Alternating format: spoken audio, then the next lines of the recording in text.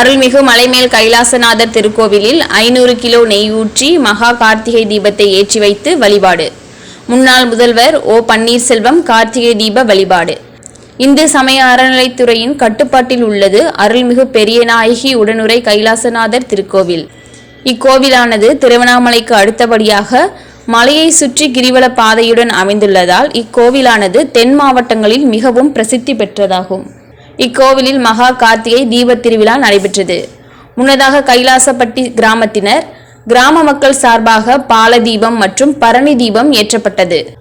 இதனைத் தொடர்ந்து கைலாசநாதர் கோவில் ராஜா பட்டர் மகா கார்த்திகை தீபத்தை ஏற்றி வைத்தார்.